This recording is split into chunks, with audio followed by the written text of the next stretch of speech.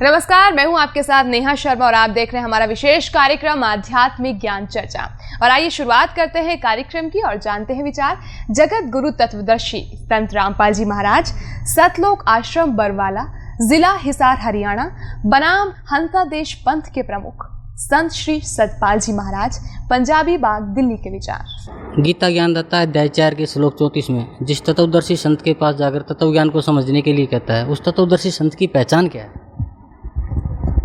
तत्वदर्शी महापुरुष जो श्रोतीय ब्रह्मनिष्ठ हो, उनकी पहचान ये है कि जैसे आपने देखा होगा सूर्य है और आप कहें जी सूर्य की क्या पहचान है, तो सूर्य जब चमकेगा तो सारे संसार को दिखेगा।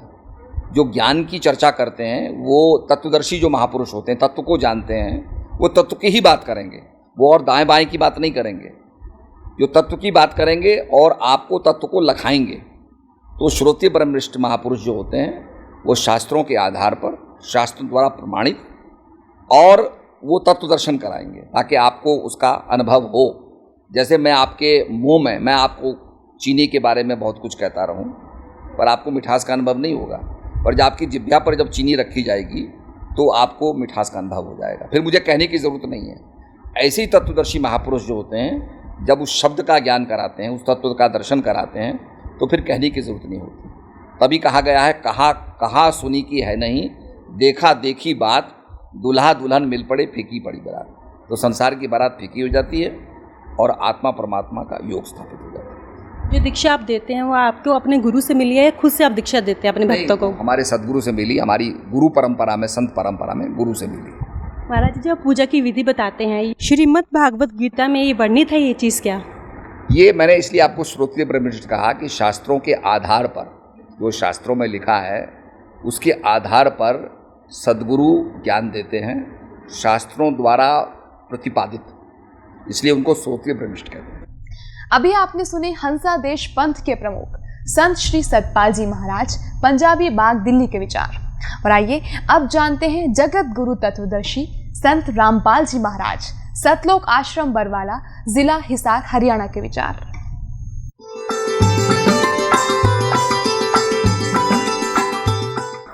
सतगुरुदेव की जय। बंदी छोड़ कबीर परमेश्वर जी की जय। बंदी छोड़ गरीबदास जी महाराज जी की जय। स्वामी राम देवानंद जी गुरु महाराज जी की जय हो। गरीब नमो नमो सतपुरुष को नमस्कार, गुरु की नहीं, सुर नर मुनि जन साधुओं संतों सर्वस्दी नहीं। सतगुरु साहेब संत सब दंडोतम प्रणाम, आगे पीछे मज हुए तिनको जा कुर्बान। श्री सतपाल जी महाराज जी से प्रश्न किया गया कि तत्वदर्शी संत की क्या पहचान है। ये स्वीकार करते हैं कि तत्वदर्शी संत वो होगा जो सदग्रंथों के अनुसार ज्ञान देगा और भक्ति विधि बताएगा। अब सदग्रंथों में कौन सी विधि है और कौन सा ज्ञान है, जिससे श्री सतपाल जी और श्री हंस जी महाराज जो इनके पूज्य गुरुदेव जी थे, और श्री प्रेम रावत जी जो अमेरिका के अंदर अधिकतर रहते हैं, जो इनके छोटे भाई हैं, ये शास्त्र विधि त्याग कर मनमाना आचरण कर रहे हैं और शास्त्र विरुद्ध ज्ञान दे रहे हैं। श्री ये कौन सा मंत्र देते? हंस मंत्र देते। हंस मंत्र श्रीमद् भगवत गीता में कहीं पर वर्णित नहीं है, वेदों में कहीं पर वर्णित नहीं है कि ये इस नाम से जीव का मोक्ष होगा। और देखिएगा गीत श्रीमद् भगवत गीता हमें कौन सा मंत्र जाप करने को कहते हैं और ये कौन सा जाप कराते रहे इनके पूज्य गुरुदेव जी, इन्हीं की पुस्तकों से देखिएगा। अब आदि नाम कौन सा है? जैसे सनातन, आदि मन सनातन मंत्र, सार नाम, सार शब्द गीता जी अध्याय नंबर 17 के श्लोक नंबर 23 में उस आदि नाम का संकेत है। ओम तत्सत इति निर्देश है ब्रह्मण तिर्विदय समर्थ है। ब्राह्मणा तेन वेदा च यगा च विहिता पुरा। ओम तो ब्रह्म का है, जो गीता जी अध्याय नंबर 8 के श्लोक नंबर 13 में कहता है कि ओम इति एकाक्षरम ब्रह्म विहरण मामनुसमन यह प्रयाति तजन देहम स याति परमाम गतिम, मुझ ब्रह्म का, क्योंकि गीता ज्ञानदाता श्री कृष्ण में बोल रहा है, वो ब्रह्म जो विष्णु और ब्रह्मा और शिव जी के जो पिताजी हैं, उसने प्रतिज्ञा कर रखी है कि मैं कभी किसी के समक्ष अपने ओरिजिनल रूप में नहीं आऊंगा। इसलिए गीता जी अध्याय नंबर 7 के श्लोक नंबर 24-25 में कहता है कि ये बुद्धिहीन जन समुदाय मुझ अव्यक्तम व्यक्तिम आपनम मनन्ते अबुधा, मुझ अव्यक्त को मैं छुपा रहता हूँ अपनी योग माया से, मैं किसी के समक्ष नहीं आता। और ये बुद्धिहीन मुझे मनुष्य रूप में श्री कृष्ण मान रहे होंगे, आई एम नॉट कृष्ण। वो तो कृष्ण में बोल रहे थे, फिर कृष्ण जी से बाहर निकलकर इतना स्वरूप दिखाया, कृष्ण जी दिखे नहीं अर्जुन ने, केवल वो उसका प्रकाश। ये कहते हैं भगवान ज्योति है, और अर्जुन ने भी भगवान की ज्योति देखी। अर्जुन ने तो ज्योति प्रकाश, उस ज्योत स्वरूप, उस साकार भगवान को देखा था। उसके शरीर का प्रकाश था इतना, हजारों सूर्य जितना। उन्हें ज्योति ज्योति थोड़ी देखी, तो सारा कुछ देखा, उसे हाथा में देखा, आपके मुंह में ये सब जा रहे हैं, 1000 हाथ थे उनके, अन्यों के। अर्जुन ने भी गीता में भगवान की ज्योति देखी थी। भगवान ने, अर्जुन ने तो साकार नर आकार, उसका प्रकाश में तेजों में शरीर युक्त देखा था। तो ये कहता है कि मैं कभी किसी के समक्ष नहीं आता।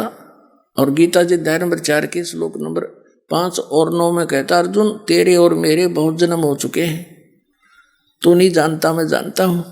मेरे जन्म और कर्म अलौकिक है। इसके कर्म अलौकिक कैसे हैं कि किसी के सामने नहीं आता। श्री कृष्ण में प्रवेश करके गीता का ज्ञान बोल दिया और यो महाभारत अनर्थ करवा दिया। श्री कृष्ण जी नहीं चाहते थे युद्ध, वो तो इतने नेक व्यक्ति थे, सतोगुणी युक्त थे, सतोगुण युक्त थे। उन्होंने तो यहाँ तक कह दिया था कि मैं हथियार नहीं उठाऊंगा, एक तरफ मेरी सेना होगी, एक तरफ मैं होऊंगा, और मैं हथियार भी नहीं उठाऊंगा, ऐसा जुल्म मैं नहीं करूंगा। बेमतलब लड़ रही हो तुम। 2-3 बार शांति दूत बनकर गए उनको समझाने के लिए। तो जब अर्जुन ने देखा कि अब युद्ध करने का क्या फायदा, अपने भाई भतीजे रिश्तेदारों को मारूंगा, फिर खून से सने हुए यज्ञ इस राज्य को भोगूंगा, उसने यहाँ तक फैसला कर लिया था कि मैं तो भिक्षा मांग कर गुजारा कर लेंगे। और मैं तो ये चाहता हूँ कि सामने खड़े हुए कौरव मुझे मार दे, निहत्थे पर तीर मार दे, यो युद्ध मिट जा, अनर्थ खत्म हो जा, मेरे मरने के बाद पांडव युद्ध नहीं करेंगे। और उस समय श्री कृष्ण ने कहा तू लड़ ले, तू लट उठा और मार इनने, ये तो मार रखे। श्री कृष्ण जी तो तुरंत कह देते चल भाई वापस, ठीक है, क्या फायदा ऐसा जुल्म करने से, मैं पहले मना कर रहा था। तो उस समय ये काल प्रवेश कर गया उसके अंदर, श्री कृष्ण जी के अंदर। उसको मालूम था कृष्ण जी नहीं युद्ध होने देगा, ऐसा जुल्म नहीं होने देगा। तो इसके जन्म और कर्म ऐसे अलौकिक है। तो गीता जी का ज्ञान ये ब्रह्म बोल रहा है, इसको ब्रह्म बोलते हैं, सरपुरुष भी कहते हैं, इसको सरब्रह्म भी कहते हैं। श्रीमद् भगवद गीता अध्याय नंबर 15 के श्लोक नंबर 16 और 17 में 3 पुरुष हैं। पुरुष कहो, भगवान कहो, मालिक कहो, प्रभु कहो, ब्रह्म कहो, 3 ब्रह्म है। एक सरपुरुष और एक अक्षर पुरुष। सरब्रह्म कहो उसे, या सरपुरुष कहो, अक्षर पुरुष कहो दूसरे को, या अक्षर ब्रह्म कहो। और ये दोनों ही, और इनके अंतर्गत जितने प्राणी हैं, सरपुरुष और अक्षर पुरुष, और इनके अंतर्गत जितने भी प्राणी हैं, ये सभी नाशवान, इनकी जन्म मृत्यु होती है। ये स्वयं भी स्वीकार करता है, मेरे और तेरे बहुत जन्म हो चुके। सरपुरुष सरब्रह्म, इस ज्योत स्वरूपी निरंजन भी कहते हैं, इसको काल भी कहते हैं। इसके 21 ब्रह्मांड है। और दूसरा जो अक्षर पुरुष है उसके 7 शंख ब्रह्मांड है, नील पद्म शंख। और तीसरा गीता अध्याय नंबर 15 के श्लोक नंबर 17 में कहा कि उत्तम पुरुष है तू अन्य, इन दोनों से श्रेष्ठ परमात्मा और कोई और है, गीता ज्ञानदाता कह रहा है। और वही तीनों लोकों प्रवेश करके सबका धारण पोषण करता है, वो अविनाशी भगवान है, उसको परमात्मा कहा जाता है। तो यहां जो गीता अध्याय नंबर 8 के श्लोक नंबर 13 में गीता ज्ञानदाता कहता है मुझ ब्रह्म का, क्योंकि वो श्री कृष्ण में बोल रहा है प्रवेश करके, मुझ ब्रह्म का केवल एक ओम मंत्र है, नथिंग एल्स। पूरी गीता जी में दूसरे मंत्र जाप करने का कोई प्रावधान नहीं है, संकेत नहीं है। तो वो तो है ब्रह्म का, सरपुरुष का। और ब्रह्म की साधना से, ओम जाप करने से ब्रह्मलोक प्राप्ति होती है। गीता अध्याय नंबर 8 के श्लोक नंबर 16 में कहा कि ब्रह्मलोक पर्यंत भी वहां गए हुए प्राणी भी फिर पुनर्जन्म में आते हैं। यानी ये पूर्ण रूप से मोक्ष नहीं हुआ, परम शांति प्राप्त नहीं हो सकती जब तक जन्म मृत्यु कंप्लीटली नहीं समाप्त होगी। उसके लिए गीता ज्ञानदाता कहता है 18वें अध्याय के 62वें श्लोक में कि अर्जुन तू सर्वभाव से उस परमेश्वर की शरण में जा, उसकी कृपा से तू परम शांति को और सनातन परम धाम को प्राप्त होगा। और उसके लिए उसने ऑप्शन बता दिया कि तत्वदर्शी संतों की खोज कर ले, उसके कंप्लीट ज्ञान को, संपूर्ण ज्ञान को और संपूर्ण मंत्र भक्ति विधि को मैं नहीं बता सकता, ना मैं जानता, वो तत्वदर्शी संत बताओगे, उनसे खोजो, उनसे पूछो। और गीता अध्याय नंबर 15 के श्लोक नंबर 4 में कहा कि तत्वदर्शी संत की प्राप्ति के उपरांत परमेश्वर के उस परम पद की खोज करनी चाहिए जहां जाने के बाद साधक फिर लौटकर कभी संसार में नहीं आते। और जिस परमेश्वर ने सारे ब्रह्मांडों की रचना की है, यानी संसार रूपी वृक्ष की प्रवृत्ति जिससे विस्तार को प्राप्त हुई है, अर्थात जिसने सारे ब्रह्मांडों का विस्तार किया है, और मैं उसी की शरण में हूं, केवल उसी की भक्ति करनी चाहिए और की नहीं। अपनी भी मना कर दी उसने। अब उसके मंत्र कहाँ बताए हैं? गीता जी अध्याय नंबर 17 के श्लोक नंबर 23 में ओम तत्सत इति निर्देश है ब्रह्मण है त्रिविध समर्थ है। उस सच्चिदानंद घन ब्रह्म की, उस सच्चिदानंद घन ब्रह्म की साधना के 3 मंत्र का निर्देश है। निर्देश मीन फाइनल डिसीजन, उसमें कोई अग्रम मग्रम नहीं, ये इससे अतिरिक्त कोई मंत्र करना ही नहीं। ओम तो ये ब्रह्म का, सरपुरुष का, और तत् और सत ये सांकेतिक है। ये सत मंत्र भी कोड वर्ड है, ये दास के पास उपलब्ध है। और सत शब्द ये सार शब्द है, सार नाम, ये भी इस दास के पास, इस पृथ्वी में 21 ब्रह्मांड में किसी के पास नहीं। तो उसको आदि नाम कहते हैं, वो आदि नाम है। और कहा कि और मंत्र सब छोड़ दे, कबीर साहब कह रहे। और ये इन्होंने कबीर परमात्मा की वाणी को, अपने अज्ञान सिद्धांत, अज्ञान मंत्र को, गलत मंत्र को सिद्ध करने के लिए वाणी भी ली है, जो कि इनके मंत्र का खंडन कर रहे हैं। देखिएगा, हम पढ़ रहे हैं वही पुस्तक हंस योग प्रकाश नाम महिमा पृष्ठ 227 पर। आदि नाम पारस है, मन है मैला लो, परसत ही कंचन बया छूटा बंधन वो। वो आदि नाम मुझ दास के पास है, इस विश्व में किसी के पास नहीं। फिर आदि नाम निज मूल है, और मंत्र सब डार, कह कबीर निज नाम बिन बोड मुआ संसार। ये आदि नाम तो मूल है, बिल्कुल सबकी जड़ है, और मंत्र हैं डार, शाखा हैं। जैसे ये ओम तत्सत, ये सत जो मंत्र है तीसरा, ये परम अक्षर ब्रह्म का है, ये कोड वर्ड है, ये तो है आदि नाम, ये तो जड़ असली मंत्र है। और ओम और तत् भी सांकेतिक है, कोड वर्ड है। ये है शाखा, डार है समझो। और तो एक पेड़ का कंप्लीट ही हो, पेड़ में मूल भी हो और डार भी हो, तभी तो वो पेड़ है। डारान काट दे तो मूल के करेगा, और मूल छोड़ दिया तो डार कहाँ से रहेंगी?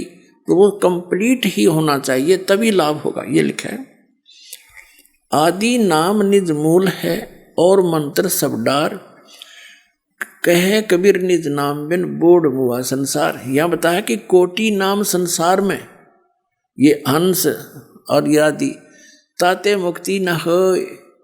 आदि नाम जो गुप्त जप, आदि नाम जो गुप्त जाप, बूझे बिरला कोई। फिर कहे राम राम सब कोई कहे, नाम न जाने कोई, नाम चीने सतगुर मिले, नाम कहावे सोए। यानी वो मंत्र है अलग, राम राम कहने से नहीं, वो 3 मंत्र का जाप राम नाम है। ओंकार निश्चय भया सो करता मत जान, और सच्चा शब्द गुरुदेव का, पर्दे माहे पछाड़। वो दास बताओगा, कोड वर्ड होते हैं, वो पर्दे में दिए जाते हैं, ये दास आपको देगा। ये तीनों मंत्र कंप्लीट।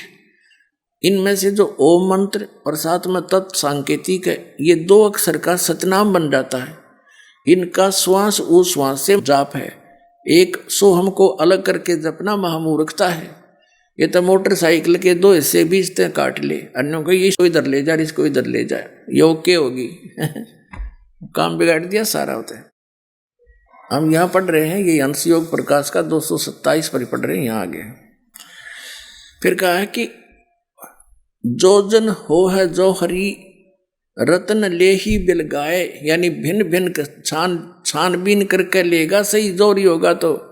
और सोहम जप मुआ मिथ्या जन्म गवाए। आ गया इनका अंत। ये खुद हंस का, चलो इनकी बात बड़ी कर ली, सोहम कर लिया। वैसे तो ये कोई तुक नहीं, हंस का उल्टा बोला सोहम हो गया, सोहम जाप कर ले और फिर उसको ऐसे कर ले। तो परमात्मा कबीर जी की वाणी जो इन्हें समर्थन में ली है, या इनके उस उपदेश का खंडन कर रही है इन्हीं की पुस्तक में कि सोम जब मेरे व्यर्था जन्म गंवाया। क्योंकि सोहम नाम का जाप अलग से विधि है उसकी, और ऐसे अकेला सोहम जाप करने से, 2 हिस्से करने से भी कोई लाभ नहीं।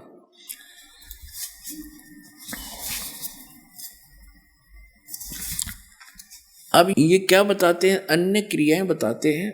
एक प्रकाश क्रिया, आंखें बंद करके प्रकाश देखे और कान बंद करके दोनों सुने, और जीव्या को उलट के तालू पे ला ले।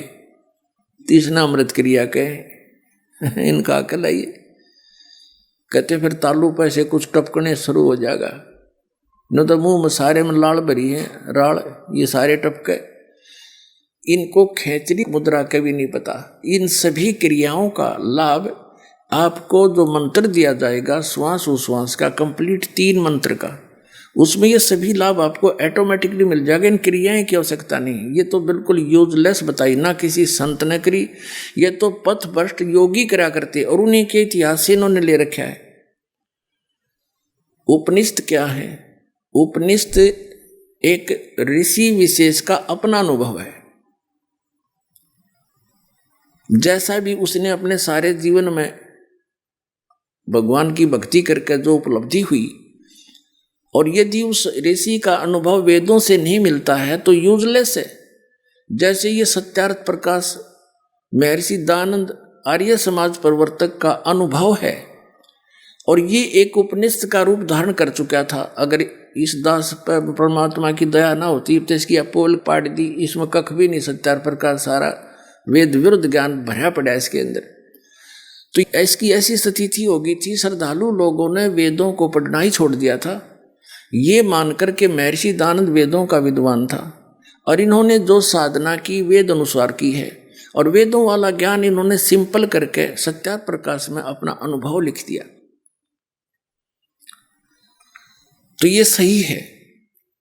अब दास ने वेदों से तुलना करके दिखाई सत्यार्थ प्रकाश की, सारा वेद विरुद्ध ज्ञान उसके अंदर। तो इसका समय आने पर फिर आगे प्रकरण चलाएंगे, अभी पहले इनसे निमट लें।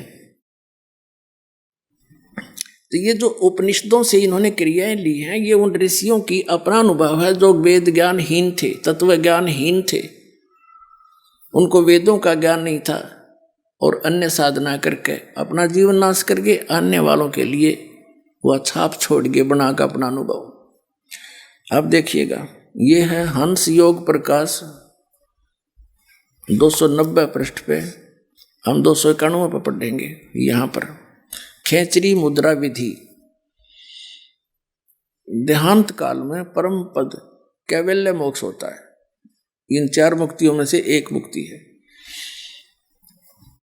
तालु छिद्र के ऊपर जीवा प्रवेश करके एक घड़ी मात्र खेचरी मुद्रा स्थित रहे, और योगी को सर्प बिच्छू आदि का विष न लगे, और बुढ़ापा रोग मृत्यु को जीत जावे,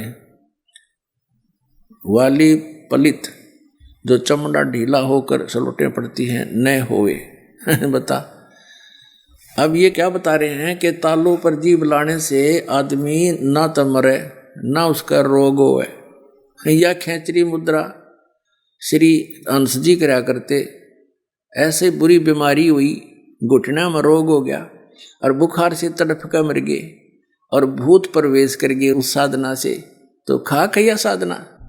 अभी आपने सुने जगत गुरु तत्वदर्शी संत रामपाल जी महाराज, सतलोक आश्रम बरवाला, जिला हिसार, हरियाणा के विचार। और आइए अब जानते हैं हंसा देश पंथ के प्रमुख संत श्री सतपाल जी महाराज, पंजाबी बाग, दिल्ली के विचार। जो दीक्षा आप देते हैं वो आपको अपने गुरु से मिली है या खुद से आप दीक्षा देते हैं अपने भक्तों को? हमारे सदगुरु से मिली, हमारी गुरु परंपरा में, संत परंपरा में गुरु से मिली। अभी आपने सुने हंसा देश पंथ के प्रमुख संत श्री सतपाल जी महाराज, पंजाबी बाग, दिल्ली के विचार। और आइए अब जानते हैं जगत गुरु तत्वदर्शी संत रामपाल जी महाराज, सतलोक आश्रम बरवाला, जिला हिसार, हरियाणा के विचार। श्री सतपाल जी महाराज तथा श्री प्रेम रावत जी, जिसको बालगेश्वर जी कहते हैं, ये दोनों महाराज श्री हंस जी महाराज के पुत्र और उनके शिष्य हैं। ये कहते हैं कि जो दीक्षा हमारे पूज्य गुरुदेव श्री हंस जी महाराज दिया करते थे, वही दीक्षा हम अपने अनुयायियों को प्रदान कर रहे हैं। पुण्यात्माओं, जो इनके पूज्य गुरुदेव श्री हंस जी महाराज जो साधना स्वयं करते थे और जो दीक्षा देते थे, उससे उनको क्या मिला?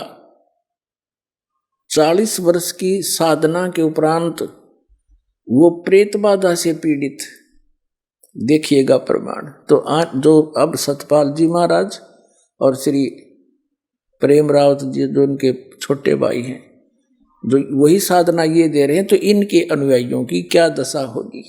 ये श्री हंस जी महाराज यही क्रियाएं करा करते, जो आज इनके सुपुत्र श्री सतपाल जी और श्री प्रेम रावत जी, जो अमेरिका वाला, वो बता रहे हैं, करोड़ों जीवों को पीछे लगा रहे हैं।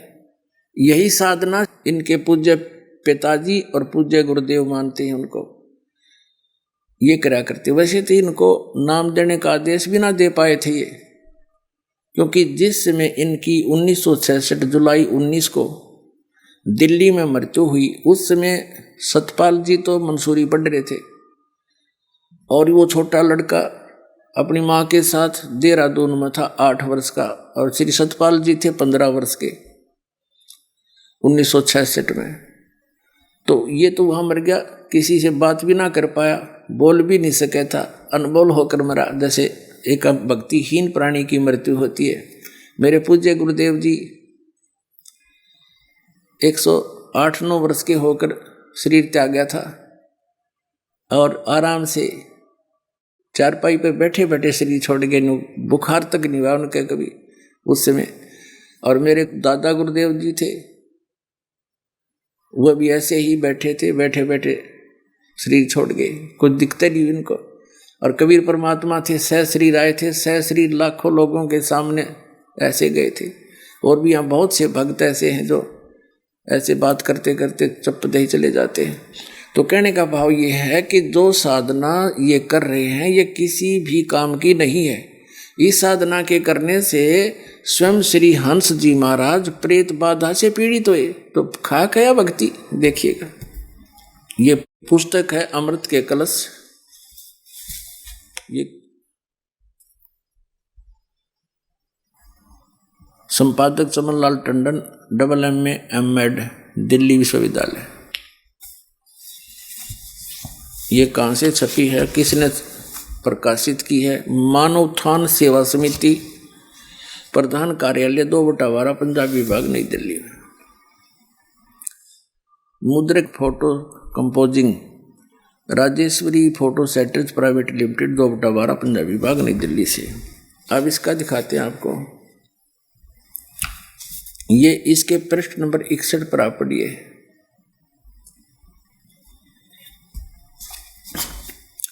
सन 1922-23 में श्री महाराज जी को उपदेश हुआ।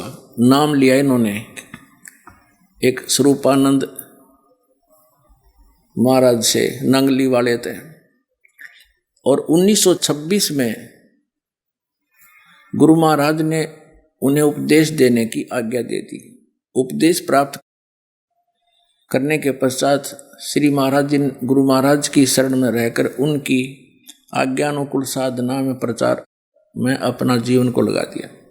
उपदेश के पश्चात श्री महाराज जी ने अपने गांव के पास उत्तराखंड की तपोभूमि में कई वर्ष कठोर तप और भजन किया।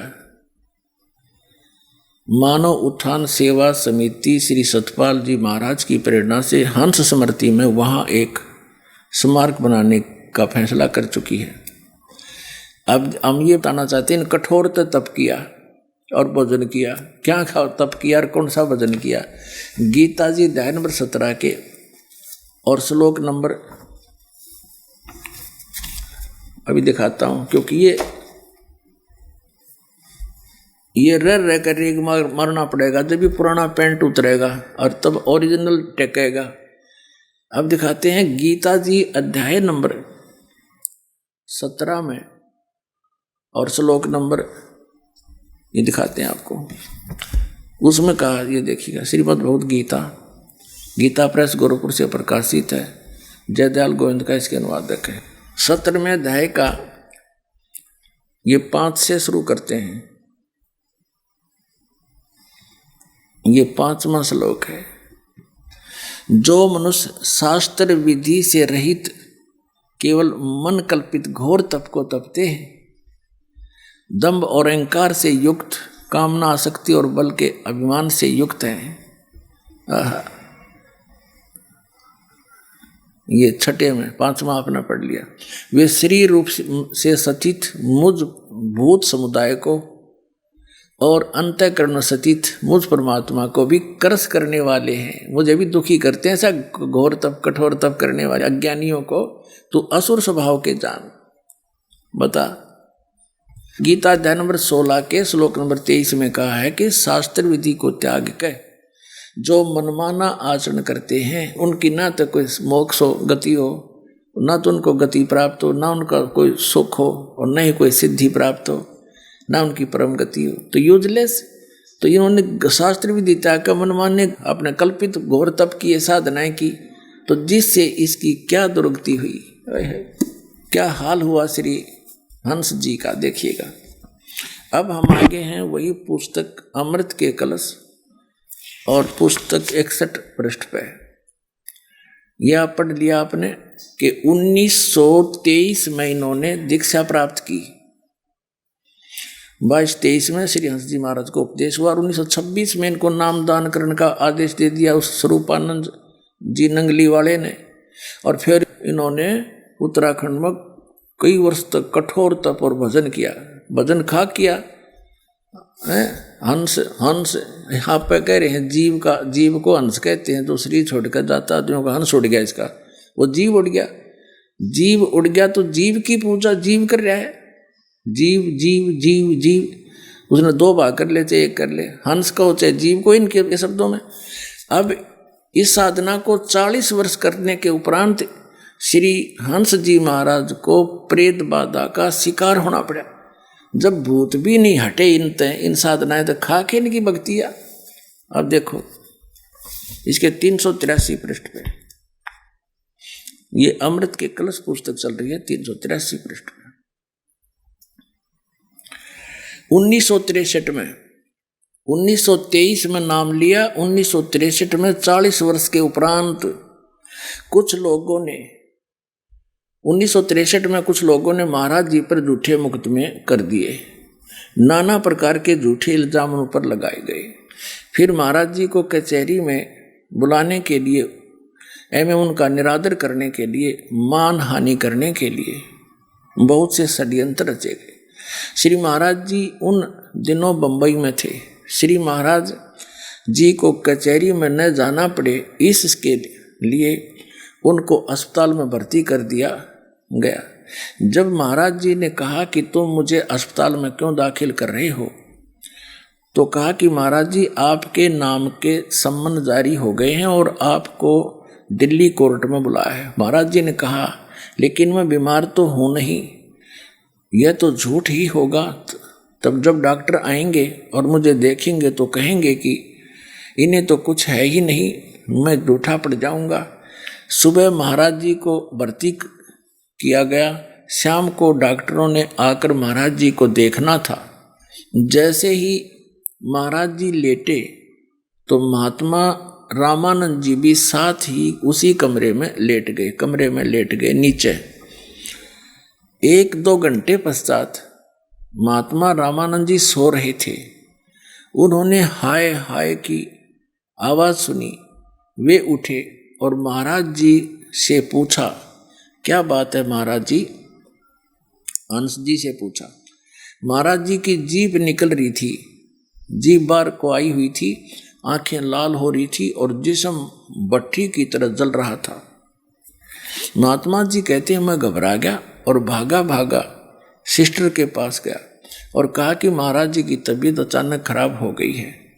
डॉक्टर आए, उन्होंने महाराज जी का तापमान देखा, 104 बुखार था। सारी रात बेचैनी में कटी। डॉक्टर से कहा कि इनको दिल्ली जाना है। अब विचार करो पुण्यात्माओं, 104 बुखार में जीभ निकला करे, उसमें भूत आ गया है और भूत बढ़ गया, लाल आंख होगी, जीभ बाहर निकल आई और हाय हाय कर रहा, तो उसमें प्रेत आ गया। देखो आगे कंप्लीट स्पष्ट हो जाएगा। अब हम 383 पर आ गए हैं। इनका तो सम्मन आया हुआ। डॉक्टर से कहा इन्होंने दिल्ली जाना है। डॉक्टर ने कहा कि इस हालत में ये दिल्ली नहीं जा सकते। झट डॉक्टर ने एक मेडिकल सर्टिफिकेट दे दिया। महाराज जी की तबीयत लगभग 1 महीने के लिए खराब रही। वो भूत रहा 1 महीने। हम सब लोग घबरा गए। कभी बुखार इतना तेज हो जाता था कि महाराज जी की आंखें एकदम लाल हो जाती थी। जब कुछ दिनों के बाद महाराज जी होश में आए तो महात्मा रामानंद जी ने कहा, यानी बेहोश थे हुए 1 महीने तो अचेत पड़े रहे, वो भूत लौटा रहा उसमें, तो इसको परेशान करा दे ही तोड़ दी इसकी बुढ़ेगी। देख हम घबरा गए। महाराज जी की आंखें एकदम लाल हो जाती थी। कुछ दिनों के बाद महाराज जी होश में आए तो महात्मा रामानंद जी ने कहा, महाराज जी आप तो अच्छे भले सो रहे थे, एकदम आपको क्या हो गया? इतनी आपकी हालत कैसे खराब हो गई? तो महाराज जी ने कहा कि जैसे मैं लेटने लगा तो मैंने कहा, हे गुरु महाराज, अब मेरी लाज आपके हाथ में है। ये लोग झूठे मुकदमे बनाकर मुझे कचहरी में खड़ा करना चाहते हैं। मैं बीमार तो हूँ नहीं हूँ। ये लोग झूठा मेडिकल सर्टिफिकेट भेजेंगे तो यह तो झूठ ही होगा। बस जैसे ही यह मन में आया और मैं लेटा तो मुझे बुखार चढ़ना शुरू हो गया और उसी से आज मेरी हालत होगी। गुरु महाराज जी ने मेरी लाज रखी और सचमुच मुझे बीमार कर दिया। आप विचार करो पुण्यात्मा, गुरु महाराज स्वस्थ कराया करें कि बीमार कराया करें। इनके गुरु महाराज भी भूत बन रहे। जब इन्हें याद किया वो भूत आ पड़ा इसमें। और जब ऐसा बुरा हाल भूत प्रेत बाधा से होता है, 1 महीने तक उसकी ब्रेन मटी रही, खावे न पीवे, होश में नहीं आया। आगे देखो फिर वो भूत कैसे निकाला गया, देखिएगा। गुरु महाराज ने मेरी लाज रख ली, मुझे सचमुच बीमार कर दिया। कुछ प्रेमियों ने कहा शायद लोगों ने जादू टोना कर दिया है। महाराज जी कभी कभी पीड़ा में कराते थे, हाय मैं मर गया। वाह भाई वाह, देखा, हाय मैं मर गया, यानी ऐसी हालत। अरे ये न्यू कह रहे थे इस खेचरी मुद्रा करने से रोग निकट नहीं आवे, बुढ़ापा निकट नहीं आवे, सलवट नहीं पड़े शरीर में, के आगे अड़ीवा इनकी साधना क्या आड़े अड़ीवा। ये देखिएगा, हाय मैं मर गया और बहुत कमजोर हो गया। एक गुजराती बाई एक पंडित को लाई जो ऊपरी हवा का इलाज करता था। भूत का डनिया बुलाया, फिर झाड़े लड़िया ना, देखो ऊपरी हवा का इलाज करता था। तो उसने महाराज जी को देखकर कहा कि अरे इनको तो किसी ने कुछ कर दिया है और ये तभी ठीक होंगे जब इनकी नज़र उतारी जाए और चौराहे की पूजा की जाए। पंडित जी ने एक मंत्र बताया जो नजर उतारते समय बोला जाएगा। सारी सामग्री मंगाई गई और पंडित जी को उसकी दक्षिणा दे दी गई। वो झाड़ी लानी है कि वो विधि बताया गया, ऐसे कर लियो। वो विधि बता गया, ये मंत्र बोल दियो, ये ऐसे ऐसे सामग्री लाओ, मटके में घड़े में रखो और रात के 12 बजे चौराहे पर रखा आइयो। भूत जब प्रसन्न होगा, जब इसका पीछा छोड़ेगा तुम्हारे गुरु जी का। देखो सारी सामग्री मंगाई और पंडित जी को उसकी दक्षिणा दे दी गई। और महात्मा रामानंद जी जो स्वयं ब्राह्मण परिवार के हैं, उन्होंने इस कार्य को अपने हाथों में लिया। लगभग 5-7 प्रेमी वहां पर थे हॉस्पिटल के कमरे में। रात के 12 बजे उस सामग्री को एक कलश में रखकर चौराहे में रखना था। रामानंद जी ने नजर उतारने के बाद कहा कि कौन मेरे साथ चलेगा। सभी भयभीत हो रहे थे, ये चेले डर गए, भूता थे, सभी भयभीत हो रहे थे। अंत में उन्होंने डांट कर कहा, अरे डरते क्यों हो, मैं भी तो चल रहा हूं, क्या भूत हमें खा लेगा। वो भूत का डर समझ है और मटके में लेकर चले उसको। फिर अंत में उन्होंने एक दूसरे महात्मा को तैयार किया। घनघोर वर्षा हो रही थी, तेज हवा चल रही थी। जैसे ही महात्मा जी कमरे से बाहर निकले, यानी रामानंद उस गढ़े नरभूत ने लेकर, तो तेज आंधी से दरवाजे ने इतनी आवाज की और हवा के अंदर आने से महाराज जी जोर से चिल्लाए। कौन चिल्लाया? हंसराज जी चिल्लाए। वो रामानंद ठाकर भूत ने लेकर चलिया। दरवाजा खोला, उसको एकदम बड़ाक देसी लागी, तेज हुआ था। और डोके महाराज जी चिल्लाए, हंस जी चिल्लाए, फिर किलकी मारी भूत ने। देखो जैसे ही महात्मा जी कमरे से बाहर निकले तो तेज आंधी से दरवाजे ने इतनी आवाज की और हवा के अंदर आने से महाराज जी यानी हंस जी भी जोर से चिल्लाए। तो रामानंद जी भी कांप उठे और डर गया, और उनका झाड़ी लानिया भी डर गया और भयभीत हो उठे। और मन में यह ख्याल आया कि फिर वापस कमरे में चलें, लेकिन फिर धैर्य बांध कर और नाम का सुमरण करते हुए, नाम खाक था तुम्हारे पास, हंस हंस, उसका भी 2 भाग करे। वे चौराहे की तरफ उस कलश को उठाए हुए चल रहे थे। दूसरे महात्मा छाता लिए हुए चल रहे थे। चौराहे में रखकर जैसा पंडित जी ने बताया था पीछे मुड़ आए। हो गया कल्याण। इस अंश जी का ये साधना करता था। ये कौन सी अभी दिखाता हूं, जो ये सारा समुदाय करता है। आइए अब हम उन श्रद्धालुओं के अनुभव जानते हैं जो जगत गुरु तत्वदर्शी संत रामपाल जी महाराज जी से दीक्षा प्राप्त कर चुके हैं तथा उनके द्वारा बताए गए भक्ति मार्ग पर चल रहे हैं। नमस्कार सर। नमस्कार। क्या शुभ नाम है जी आप जी का? खूबीराम साहू। सर, परम संत सतगुरु रामपाल जी महाराज की शरण में आने से पहले आप कौन सी भक्ति करते थे? सतगुरु संत रामपाल के शरण में आने से पहले दामाखेड़ा वाले कबीर धर्म नगर है, उन्हीं के बताए मार्ग पर चलते थे, कबीर धर्म को ही मानते थे। सर, दामाखेड़ा से आप जुड़े हुए थे, क्या भक्ति देते थे वहाँ पे आपको? भक्ति 5 नाम देते थे जो कबीर सागर में है।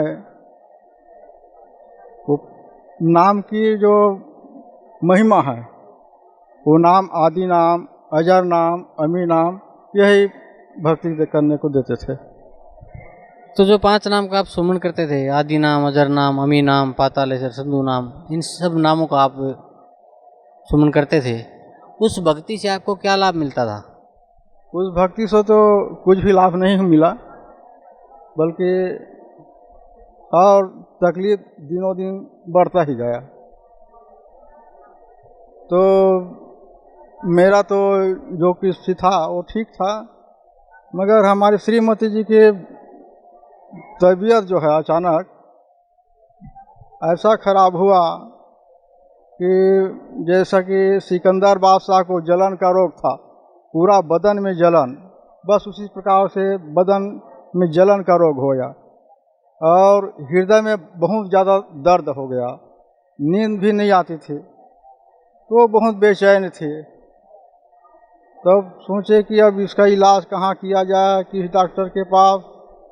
तो हृदय पर जो दर्द था तो उसके लिए हृदय रोग विशेषज्ञ के पास गए, दिखलाए तो बताया ये हृदय की गड़बड़ी के नाम से, कमजोरी के नाम से ये हो रहा है। तो ऐसा कह कर दवाई गोली दिए, मगर कुछ भी लाभ नहीं हुआ। एक बार गए फिर भी लाभ नहीं हुआ, दोबारा गए, तो 4-5 बार गए, उनसे कुछ भी लाभ नहीं हुआ। तो फिर डॉक्टर फिर बदले, मगर किसी से भी कुछ लाभ नहीं हुआ। तो अंत में सोचा कि अब तो डॉक्टरों से ठीक नहीं हो रहा है। तो जिस तरह से सिकंदर बादशाह का जलन की व्याधि जो है परमेश्वर कबीर साहब के शरण में जाने से ही ठीक हुआ, तो हो सकता है इसका भी बीमारी किसी संत के चरण में जाने से ठीक हो जाएगा। ये सोच करके वो पूज्य जो गुरुदेव थे वंशाचार्य, उनके पास गए, विभिन्न साधु संतों के चरण धोते थे, चरणामृत लेते थे, मगर किसी भी प्रकार से वो दूर नहीं हुआ।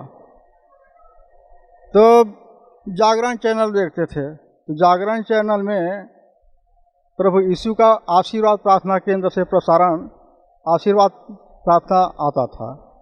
तो उसमें उसको देखते थे, तो उसमें जो बीमार लोग थे उनको चंगाई देने के लिए वो जो ब्रदर्स है वो साकारा करके गिरा देते थे, और गिरने के बाद उनको पूर्ण आराम मिल जाता था। तो ये हम लोग देखे टीवी में, तो भाई धर्म तो हमारा कबीर धर्म है, और ये जो देख रहे हैं वो प्रभु यीशु मसीह का धर्म है। तो यदि बीमारी उसी से ठीक हो सकता है तो चलो भाई वहीं जाएं। वहाँ भी गए, मगर उनसे भी हम लोगों को कुछ भी लाभ नहीं हुआ। तो ये गुरुदेव का, संत रामपाल जी महाराज का प्रवचन बहुत सालों से देख तो रहे थे, मगर ज्ञान गंगा नहीं मंगवाए थे। तो सोचे कि अब ज्ञान गंगा क्या है, हमारे धर्म के बारे में तो बता रहा है, ये कथा अच्छा है, मगर ज्ञान गंगा में क्या विशेष कथा है, ये जानने के लिए ज्ञान गंगा नाम का पुस्तक मंगवाए। तो उसको पढ़ा तो विभिन्न प्रकार का ज्ञान प्राप्त हुआ। उस ज्ञान के साथ साथ उसमें भटके हुए भक्तों का परमेश्वर तो कैसे कैसे भटके और उनको कैसे कैसे शांति मिला, आराम मिला, ये सब जानकारी प्राप्त हुआ। तो हम सोचे कि कथा तो बहुत दिनों से सुन रहे हैं संत रामपाल जी महाराज का, तो बीमारी तो नहीं कट रहा है श्रीमती जी का, तो हो न हो यदि इसी के द्वारा कर जाए तो बहुत अच्छा है। ये सोच करके हम लोग सतलोक आश्रम बरवाला आए। तो आए, नाम लेने के बाद गुरु जी से अर्जी विनती किए कि हे गुरुदेव, ये शरीर में जलन करो, हृदय में बहुत दर्द और नींद नहीं आने, ये सब बीमारी है। डॉक्टरों से इलाज करवाया, कुछ भी आराम नहीं हुआ। साधु संतों के चरण धोए, संत महंत के, फिर भी आराम नहीं हुआ। तो गुरु जी ने आशीर्वाद देते हुए कहे कि बेटा आज से अब आराम लग जाएगा, कुछ भी तकलीफ नहीं रहेगा। उस दिन से प्रतिदिन 60 रुपये 70 रुपये की दवाई गोली खाने पर आधा एक घंटा मुश्किल से नींद पड़ता था। वो सब दवाई गोली सब बिल्कुल बंद हो गई उसी दिन से। जिस दिन आशीर्वाद दिए उस दिन से आज तक बिल्कुल बंद हो गया। तो अब यहाँ कुछ नियम है, उसकी जानकारी नहीं होने के कारण 1-2 नियम खंडित हो गया। कुछ दिन के बाद फिर दर्द शुरू हो गया। तब याद आया कि ये तो मना किए थे ऐसे ऐसे करना, किसी का प्रसाद नहीं खाना है, किसी को दहेज नहीं देना है। तो अब ये हम सोच रहे थे कि दहेज अपनी लड़की के बारे में नहीं देना है, किसी मेहमान के आग्रह है, निमंत्रण, तो चलो दे दिया जाए 10-5। ये सोचकर कुछ गिफ्ट दे देते थे, तो उसकी वजह से फिर शुरू हो गया दर्द। जब दर्द शुरू हो गया, व्याकुल हो गया, तब हम सोचे कि ये नाम जरूर खंडित हुआ होगा, इसलिए ये दर्द फिर हो गया। तो घरे से अर्जी विनती किए कि हे गुरुदेव, आप हमारे अपराध को क्षमा कीजिए, हमसे जरूर गलती हुआ है। यह सोचकर घर ही में अर्जी विनती की है और आने के लिए उसी दिन तैयार हुए। तो जब तैयार हुए बस आधा घंटा के अंदर ही उसका जो दर्द था वो बिल्कुल बंद हो गया, आने के नाम से ही। तो यहाँ आकर गुरुजी से अर्जी विनती की कि हे गुरुदेव, हम लोग ऐसे ऐसे गिफ्ट दे दिए, कुछ मेहमान का निमंत्रण आया था उसमें। तो गुरुदेव बताया, नाम बेटा नाम खंडित हो गया है, फिर से नाम ले लो। तो नाम ले और बताया कि आपसे जो दर्द फिर हुआ है वो अब नहीं होगा, अब नियम से रहना, ऐसे बताए। उस दिन से आज तक बड़ा सुखपूर्वक से वो रह रही है, किसी भी प्रकार का तकलीफ नहीं है। सर, पहले आप भिन्न भिन्न संतों के पास रहे, फिर दामा खेड़ा से नाम उपदेश लिया, भक्ति की, लेकिन फिर भी आपकी जो भगतमती है उनके जलन का रोग ठीक नहीं हुआ। फिर परम संत सतगुरु रामपाल जी महाराज की शरण में आप आए और उनके आशीर्वाद मात्र से ही आपकी पत्नी का जलन का रोग ठीक हो गया। तो सर, भगत समाज को आप क्या संदेश देना चाहते हैं? मैं भगत समाज को यही संदेश देना चाहता हूँ कि सभी प्रकार से अपना कल्याण चाहने के लिए, आर्थिक, शारीरिक, मानसिक और परमार्थिक सभी प्रकार के सुख चाहने के लिए, मोक्ष चाहने के लिए, तन मन धन से सुखी रहने के लिए भी ये सदगुरु संत रामपाल जी महाराज जी का शरण बहुत अच्छा है, और मोक्ष प्राप्त इसके सिवा और किसी में नहीं हो सकता। इसलिए दोनों ही तरीका से सदगुरु संत रामपाल जी की महाराज के शरण बहुत लाभदायक है। इसलिए सभी भक्त समाज जो भी मान रहे होंगे उस धर्म को त्याग करके सदगुरु संत रामपाल जी के शरण में आकर नाम दीक्षा लेकर अपना कल्याण कराए। मैं यही भक्त समाज को कहना चाहता हूँ। जी धन्यवाद, आपका बहुत बहुत धन्यवाद। बहन जी नमस्कार।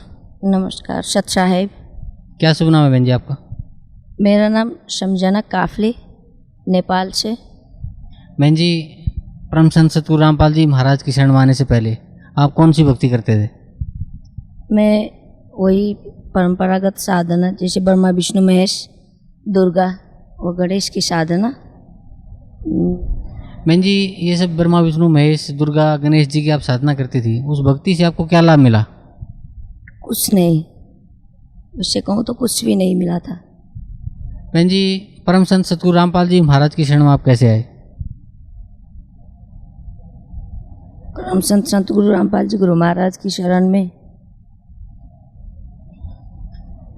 मैं कैसे आई, ये कहने के लिए थोड़ा मुझे अपने कहानी पर जाना पड़ेगा। बचपन से मेरे घर में जो तनाव, झगड़ा व गरीबी देखती थी। मेरे पिताजी जो शराब पीते थे बहुत ही, और मेरे घर के गरीबी हालत, इन सब के कारण मैं बहुत दुखी होती थी और घंटों भगवान के फ़ोटो के सामने जाकर रोती थी। वह मंदिर जाती थी, फिर भी भगवान के सामने बैठकर रोती थी और बोलती थी कि भगवान आप कहाँ हो, यदि हो तो आ जाओ और हमारी मदद करो। लेकिन कभी ऐसा नहीं हुआ कि भगवान आए और मदद किया। और हमारे घर में दिनों दिन बद से बदतर हालत होती गई। झगड़ा, गरीबी, इन सब। धीरे धीरे मैं बड़ी हो गई, शादी हो गई तो मैं काठमांडू आ गई। उसके बाद इधर घर में मेरे बड़े भाई साहब जो राम कुमार काफले उनका नाम था, हाल में वो भक्त रामदास हो चुके हैं। नए पिताजी का वही जगह ले लिया, वो पशुओं की तरह हो गए। रात दिन शराब पीना, मांस मछली, सिगरेट, तम्बाकू, गुटखा ये सब खाकर घर में झगड़ा करना और घर को नर्क बनाना, जैसे कि माहौल नर्क हो गया। सुनती थी तो बहुत दुख होता था। फिर भी उस समय भी भगवान ही खोजती थी, बोलती थी कि भगवान अगर तुम हो तो क्यों नहीं हमारे मदद करते और आते। उस वक्त भी बचपन से जवान होने तक और बड़े होने तक भगवान की तलाश और व्रत और उपासना ये सब बेकार हो रहे थे। और एक दिन वैसे ही मैं सुनी कि मेरे बड़े भाई साहब राम ओ बरवाला आश्रम, सतलोक आश्रम बरवाला आ गए और मंत्र उपदेश लेके चले गए संत सतगुरु रामपाल जी गुरु महाराज की चरण कमल से। तो उसके बाद वो सुधर गए हैं, बदल गए हैं। लेकिन मुझे पहले तो विश्वास नहीं हुआ, क्योंकि जब से मैंने देखी थी कि वो इस हालत में थे कि मैं कभी कल्पना भी नहीं कर सकती थी वो बदलते हैं। और फिर भी दिन, हफ्ता, महीना हो गया और मैं सुनती रही, देखती रही कि वो बदल गए हैं। मैं विवश हो गई उनकी घर की आर्थिक हालत देख के, और उनका सुधरा हुआ हालत देखकर मुझे विवश होना पड़ा कि क्यों और कैसे हुआ, क्या हुआ। उन्होंने बोला था, जब से वो सुधर के आ गए तो हमेशा से हमें बोलने लगे कि मैं तो भटका हुआ था, अंधेरा में था, सचमुच में वहाँ परमात्मा बैठे हुए हैं, भगवान बैठे हुए हैं, उनके आशीर्वाद में शक्ति है, वो कुछ कर सकते हैं, वो कुछ भी कर सकते हैं, मुझ जैसे को सुधार सकते हैं।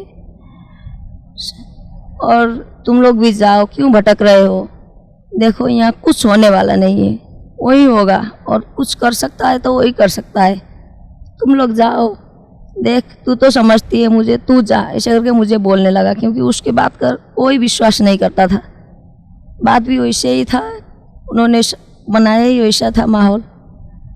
फिर उन्होंने मुझे आध्यात्मिक ज्ञान गंगा और कुछ सीडी वो भेज दिए। तो मैं शुरू में पढ़ने लगी, देखने लगी, कुछ समझ में नहीं आया, और फिर 2-13 कर देखने लगी तो कुछ समझ में आने लगा। और धीरे धीरे 5-6 बार देखने से पता चला कि कुछ बात है इसमें। तो मुझे अच्छी लगी और ऐसा लगा कि शायद वहाँ पर मुझे जाना ही चाहिए। तो मैं बरवाला आश्रम आ गई। मैंने 22 मार्च 2011 में नाम उपदेश ले लिया। पहले मेरे पति ने आके 3 महीने पहले आके नामदान ले लिया। फिर उसके 3 महीने बाद मैं और मेरे 73 साल की सास हैं, वो दोनों ने साथ में आकर नाम लिया।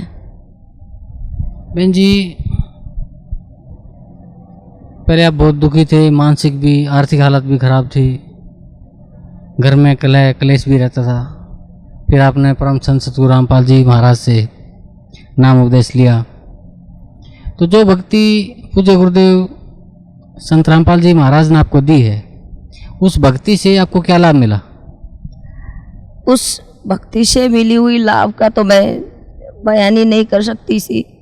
सबसे पहले बात तो मेरी जो बचपन की तलाश थी कि परमात्मा भगवान कहाँ है कि नहीं है, तो कैसे आते हैं, वह कैसे मदद करते हैं।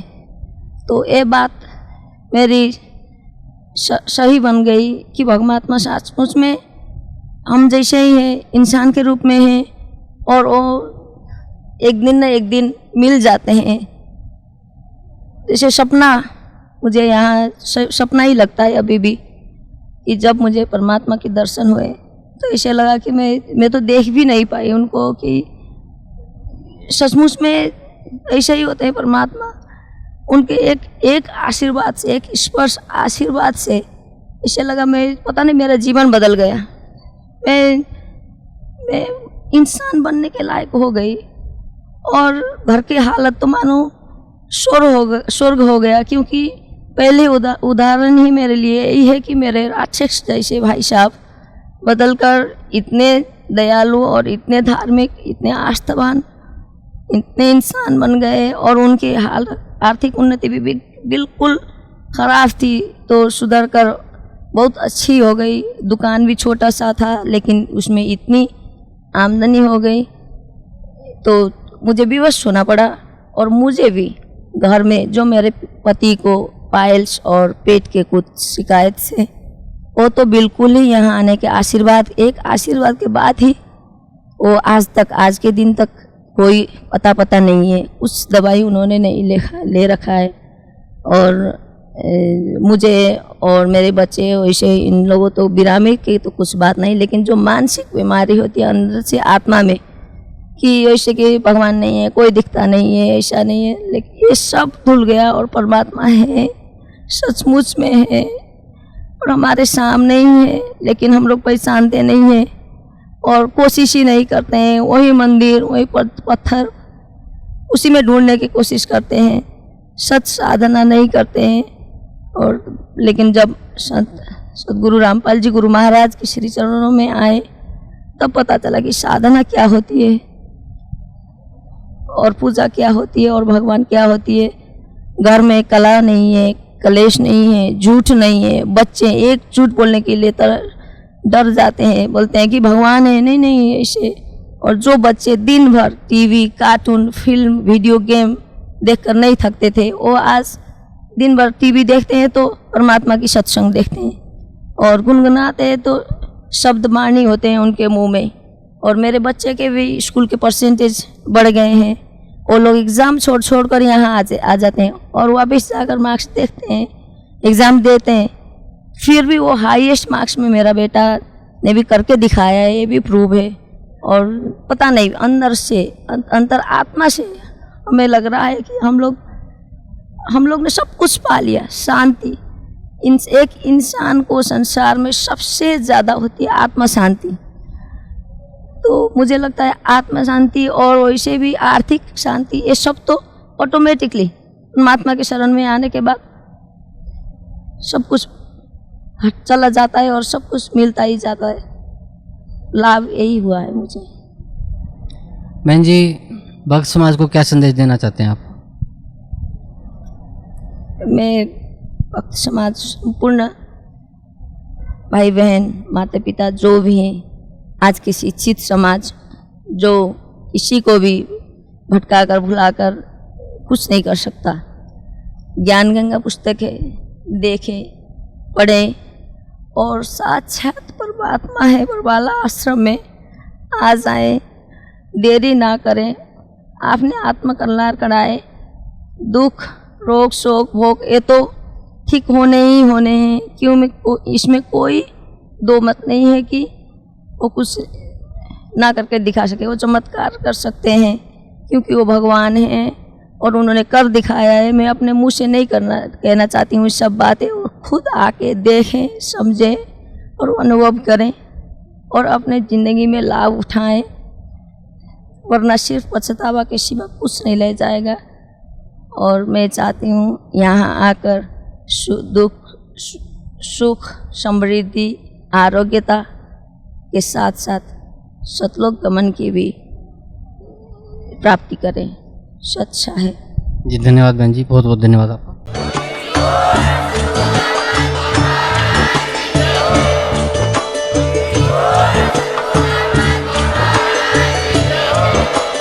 आप सुन रहे थे जगत गुरु तत्वदर्शी संत रामपाल जी महाराज जी के मंगल प्रवचन। अधिक जानकारी के लिए विजिट कीजिए हमारी वेबसाइट www.jagatgururampalji.org। संत रामपाल जी महाराज जी के शुभ आशीर्वाद से पूरे विश्व भर में 500 से भी ज्यादा नाम दीक्षा केंद्र हैं, जिन पर संत रामपाल जी महाराज जी द्वारा ऑनलाइन निःशुल्क नाम दीक्षा दी जा रही है। अपने नजदीकी नाम दीक्षा केंद्र का पता करने के लिए संपर्क करें 8222880541।